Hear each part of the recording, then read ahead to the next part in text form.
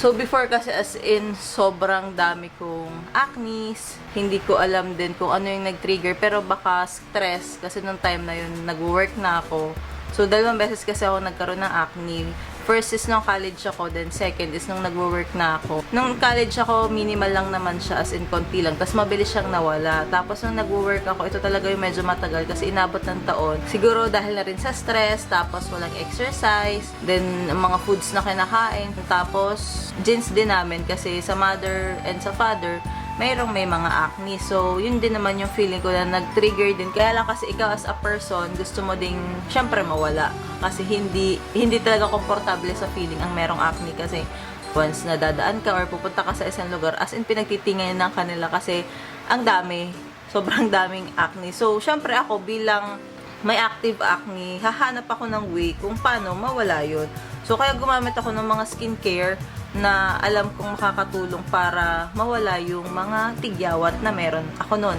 So, yung mga skincare na yun, mostly Korean brands talaga. Yun talaga yung nag-work sa akin. Pero hindi ganun kadali. So, kaya hanggang ngayon, yun pa rin yung ginagamit ko. Kasi talagang nagwo-work siya sa akin.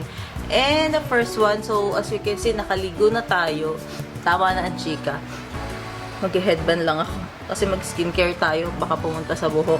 Pero pag morning kasi, ang ginagamit ko, so nakapag-cleanse na ako ng face, ang ginagamit kong cleanser is, pag morning is yung Heimish na, insert ko na lang dito yung picture, nalimutan ko kung ano yung pangalan. Then after ng toner na yung ginagamit ko. Sa morning, ang ginagamit kong toner is itong toner na yan, Dear Klairs na Supple Preparation Toner. Sobrang tagal ko na itong ginagamit, almost 2018. So, almost 6 years na.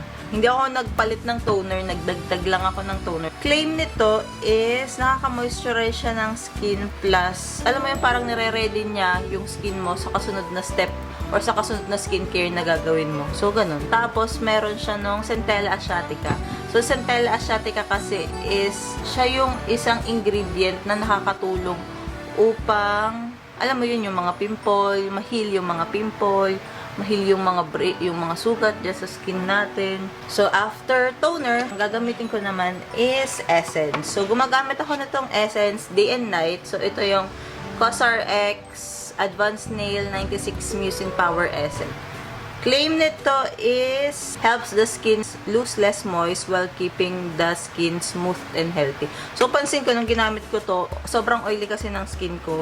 Pero pansin ko nung ginamit ko to, hindi na ako masyadong nag-oil up, hindi na ako minsan nagre-retouch eh. So, ang ginagawa ko lang sa kanya, in-spread ko lang siya sa buong mukha ko.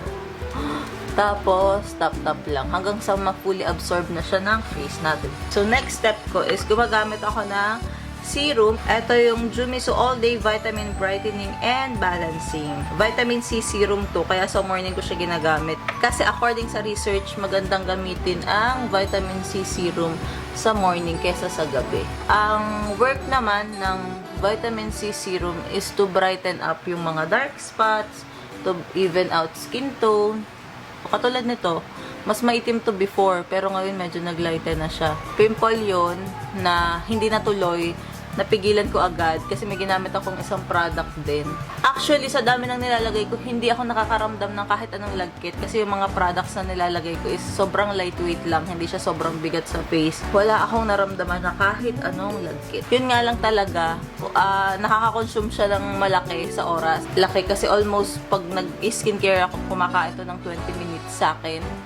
Kaya lang, kailangan ko talaga itong gawin eh. Kasi natatakot ako na bumalik yung acne ko. So, after serum, ang ginagamit ko na is itong moisturizer ko, which is yung Ilion Ceramide Ato Soothing Gel. So, ito yung pang morning. Meron din akong ginagamit na ibang moisturizer pang night. And, ang kinuha ko lang pala is pea-size. So, spread ko lang din siya sa face ko. And, ang ginagawa ko is upward motion. Para, alam niyo yun, napanood ko lang din to kay Vicky Bello. So, paglalagay daw kasi ng moisturizer or any product sa skin, mas maganda kung upward motion. Para yung wrinkles, alam mo na, nagkakaedad na tayo. So, hindi natin matatanggihan. Para mabanat din yung face natin. Kaya ganun yung ginagawa ko. Laging upward motion. Hindi ko dinadrag pababa. Hindi perfect yung skin ko. Sobrang napaproud ako kasi before, nung may active acne ako, nagpapaderma ako. So, diamond peeling, eme-eme, lahat na ginawa ko. hindi siya tumalab sa akin. So, ang nangyari pa nga, medyo nagkaroon ng bakas. Hindi ko din alam. Alam ko matatanggal yan.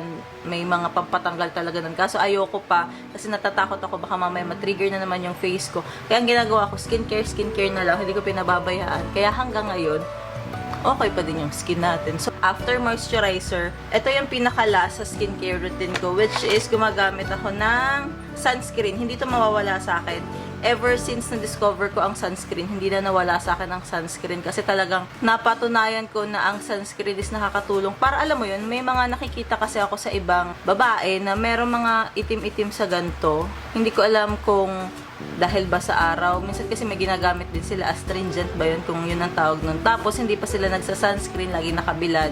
Melasma ba ang tawag dun? Hindi ako sure ha. Pero kasi once na maglagay ka ng sunscreen, kahit hindi ka lumalabas, mapoprotect yung skin mo sa UV rays ng araw. So, kaya ang ginagamit ko is itong Fairy Skin na sunscreen. Sobrang nakakailang ganito na ako, lagaya na ako kasi sobrang love na love ko tong sunscreen na to. Ito lang yung sunscreen na nagtagal sa akin talaga ng super. Tinry ko din tong Beauty of Joseon na Relief Sun. Itong sunscreen din ng Beauty of Joseon. Maganda naman to. Yun na nga lang, medyo nalalagkitan kasi ako sa kanya pag ginagamit ko siya. Kaya madalang ko tong gamitin. Pero sobrang ganda din ito. Pero pag pang araw-araw, ito talaga yung ginagamit. So, sabi nila, susundin ko lang kung ano yung mga napapanood ko din. Ito na rin naman kasi talagang ginagawa ko. Pag naglalagay ako ng sunscreen, yan, ubos na nga eh. Oo nga, ubos na. Wala ako nang bumili. At ito yung ilalagay ko sa face ko. Yun daw kasi yung amount na kailangan ng face kapag maglalagay ng sunscreen. So, on what's left, yung ilalagay natin sa leeg. Siyempre, hindi kailangang mawaglit ang leeg. Alam ko medyo madami. Kung makikita nyo, ang dami ko namang nilagay. Ang daming product. Pero kasi ma-absorb yan ng face. And sobrang dali niya lang din kasing i-blend.